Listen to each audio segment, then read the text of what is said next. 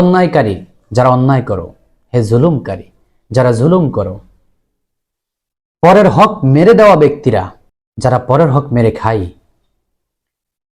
অন্যের উপর জোর জুলুম করে সম্পদ আত্মসাৎ করি, আপনাদেরকে বলছি পাপের পাহাড় আমার আপনার জীবনকে ঘ্রাস করে নিয়েছে।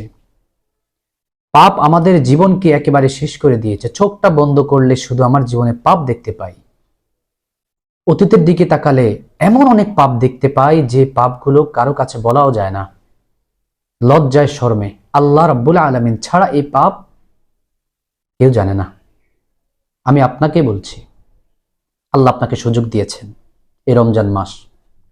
এই রমজান মাস দিয়েছেই ওই পাপকে মোচন করার জন্য। আপনি কত বড় পাপী, আপনার পাপের পরিমাণ কত বেশি, আল্লাহ রাব্বুল আলামিনের রহমতের দরিয়ার কাছে, আল্লাহ রাব্বুল আলামিনের মাগফিরাতের দরিয়ার কাছে আপনার এই পাপ কিছুই নয়। আপনি ভাবছেন আপনার পাপ মোচন হবে না? আপনি ভাবছেন আপনার পাপগুলো কোনোভাবেই ক্ষমার যোগ্য নয়? কিন্তু আল্লাহ রাব্বুল আলামিন বলছেন না। আল্লাহ রাব্বুল আলামিন ওই সকল পাপীদেরকে কি বলছেন শুনুন। قل يا عبادي الذين أسرفوا على أنفسهم لا تقنطوا من رحمة الله إن الله يغفر الذنوب جميعا إنه هو الغفور الرحيم।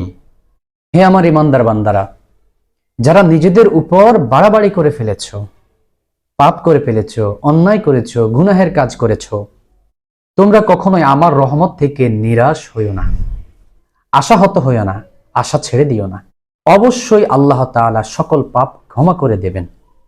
তিনি সেই ক্ষমতা রাখেন, নিশ্চয়ই তিনি ক্ষমাশীল এবং পরম দয়ালু।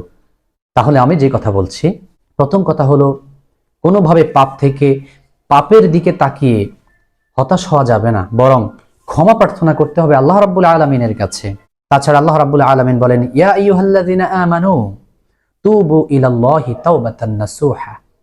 আল্লাহ রাব্বুল আলামিন বলেন, হে ইমানদাররা, তোমরা যদি আমি আল্লাহর কাছে তাওবাতুন নাসুহা করতে পারো, সঠিক তাওবাটা করতে পারো, তাহলে আমি আল্লাহ রাব্বুল আলামিন ওই তাওবাটা কবুল করে নেব। আমার কাছে সেই তাওবাটা করো, যে তাওবা আমি কবুল করব, যেই তাওবা একবার করার পর ওই পাপ কাজ আর করবে না।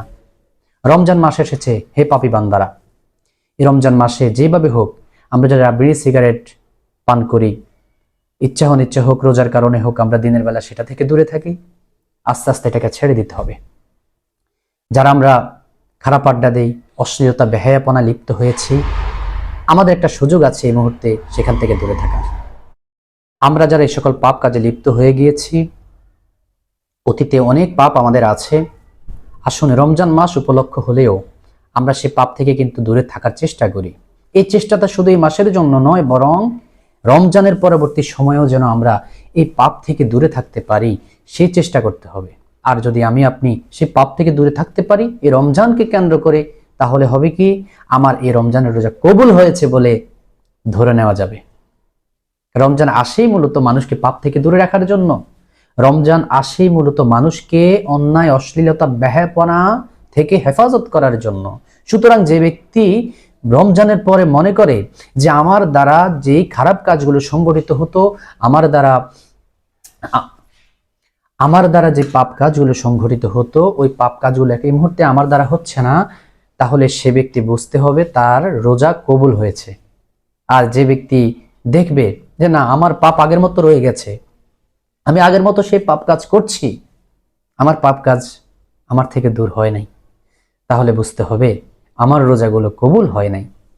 তাই আসুন এই রোজাকে সামনে রেখে, রমাদানকে কাজে লাগিয়ে আমরা যেন আমাদের পাপগুলো থেকে দূরে থাকতে পারি। আল্লাহ রাব্বুল আলামিন সেই তৌফিক দান করুক। আমিন।